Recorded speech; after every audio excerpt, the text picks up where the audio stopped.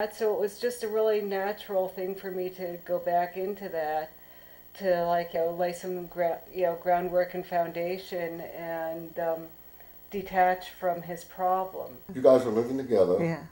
His life has already taken a nosedive Yeah. when he moves in with you, and it just continues to deteriorate from that point.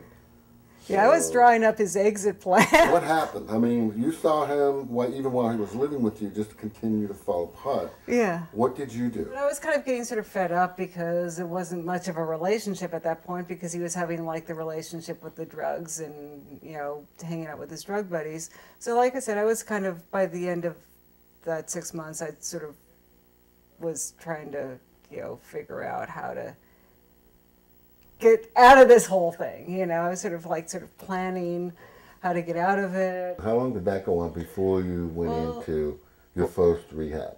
Yeah, I moved in with her October 1st, 1997. I was arrested March 23rd, 1998. So that It was about, it's like 6 months almost. Yeah. Yeah. And that's how I got sober. I mean, I would not have gotten sober if I wouldn't have been arrested. So you went straight from jail to the rehab program, or?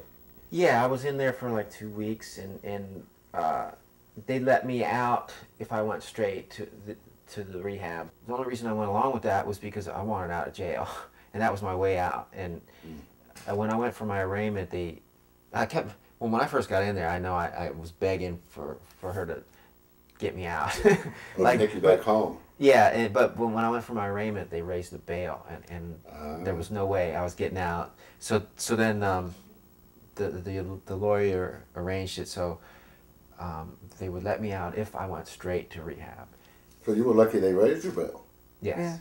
Yeah, everything that happened, that whole process was perfect. Yeah. I mean, it was the perfect process, and later, I mean, that's what caused me to come to believe in a power greater than myself.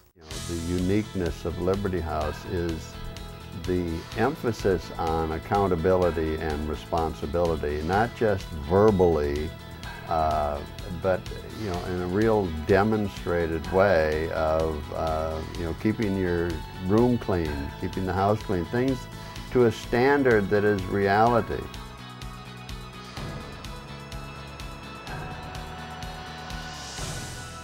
So you went into your first rehab, 30 days, right? Yes. And then you came out, and you came straight to Liberty House from there, I think. Well, actually, it was 60 days. Yeah. 60 days. It was initially 30, but I got to the end of the 30, and I didn't want to leave. It was like I just started to get it at that point, and I didn't feel like I was ready to leave. So my parents put in for another 30 days. They covered another 30 days. Were you shocked at Liberty House and all of the processes that we have here? What did you learn? In the first week I was here, I had my final court appearance, and they wanted to put me back in jail for another 90 days, but at the last minute the judge changed his mind and sentenced me to Liberty House for 60 days. So I thought, well, I can deal with 60 days. So I was just going to do the 60 days and then see what happened at the end of that. And by the time I got to the end of the 60 days, MAP was still paying for my rent. I didn't have a car. I still didn't have a job. So I just decided to stay. Of course, it's the best thing that ever happened to me. So you only planned on staying in the house 60 days when you came in. Yeah. How long did you end up staying here? Well, it was a total of 14 months, but I think I graduated 12 months or 13 months. I stayed an extra month. About a year? Yeah. You graduated and you moved out 14 months or so. Yeah. So you got into meetings when you were in the house, 12-step meetings. You got a sponsor. You began to work the program. Yeah. And now we are almost 10 years later. Yes. Yeah. Which is crazy. Still clean and sober. Yeah. And what's your life like now? I'm still with Janice. Yeah. It's it's funny because occasionally I still have my exit plan from here, and I'll pull it out and look at it, and see what I wrote, and everything on that exit plan has come true. A lot of people have, they have like they'll go through a rehab, they go out again and use, and they go through another rehab, and then they go out again and use, and that in and out process, that didn't happen to you. No. Can you explain maybe why, now looking back at it? I mean, you wanted your sobriety so bad, you were done using, and that was it, you were going to move ahead. Well, I think because, I mean, I didn't get sober till I was 40. So that was a lot of years. And in those years of using, I stopped and started so many times that by the time I got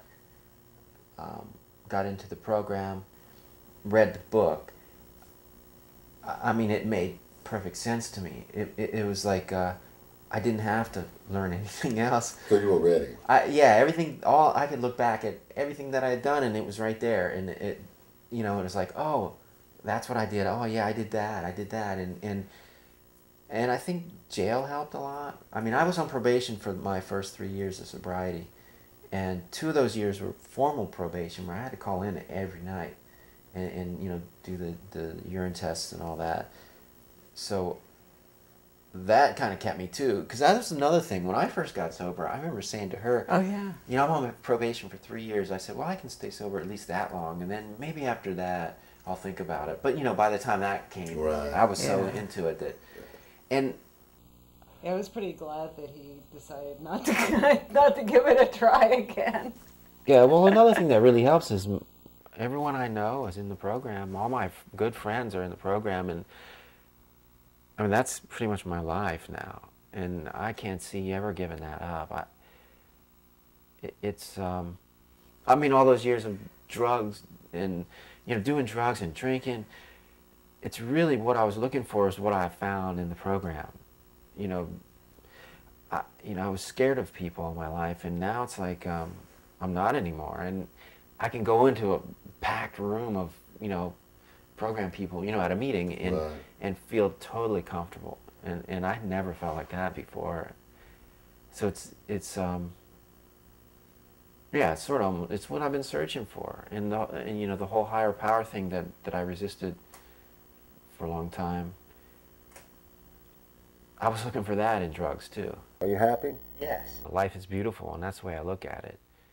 When family members come here, they have to take a look at things just like the guys in the house do. What are they doing? How are they interacting with their sons? Why are they interacting that way? Look at the result that's always happened when you did things this way.